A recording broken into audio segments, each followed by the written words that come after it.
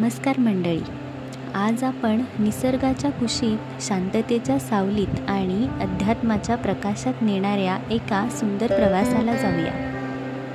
इथे वारा जणू कानात फक्त शांततेचे गीत गातो, झाडं झुडपं सावलीचा शिडकावा करतात आणि डोंगराच्या उंचीतून सृष्टीचं सौंदर्य आपल्याला हाक देतं।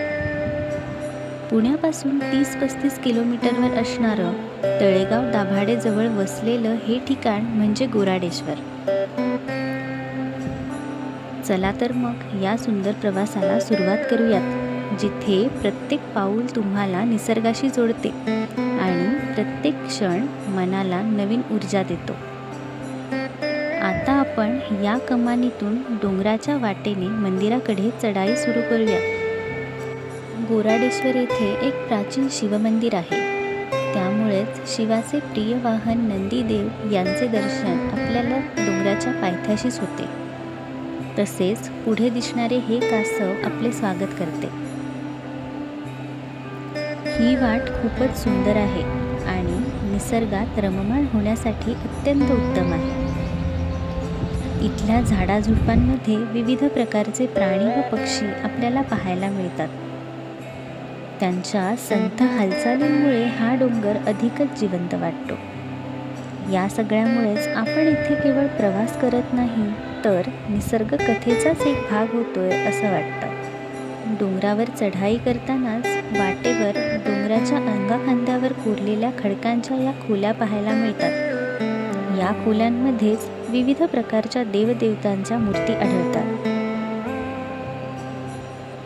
तिथूनच पुढे जाताच इथे दिसणाऱ्या पाण्याच्या या लहान झऱ्यांमध्ये जिवंतपणा जाणवतो।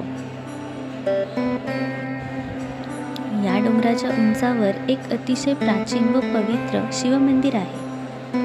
गाभ्यात प्रवेश करताच एक ऊर्जा, प्राचीनतेचा गोड गंध आणि ताजेपणाची भावना अंगभरून वावरते। म्हणूनच निसर्ग आणि आध्यात्मिकता एकरूप झाल्याचे येथे जाणवते। येथे मंत्रोपचारामध्ये शिवाची पूजा केली जात आहे।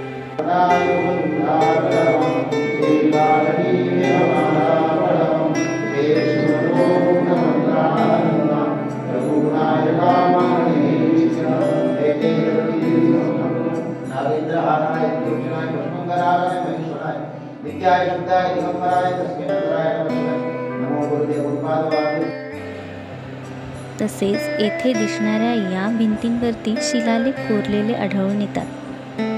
मित्रांनो, डोंगराच्या शिखरावरून दिसणारा हा निसर्गाचा नजारा तुमच्या थकव्याला विसरायला लावतो। विस्तीर्ण पसरलेल्या डोंगर रांगा, हिरवेगार मैदान आणि शांततादायक वारा येथून अनुभवता येतो।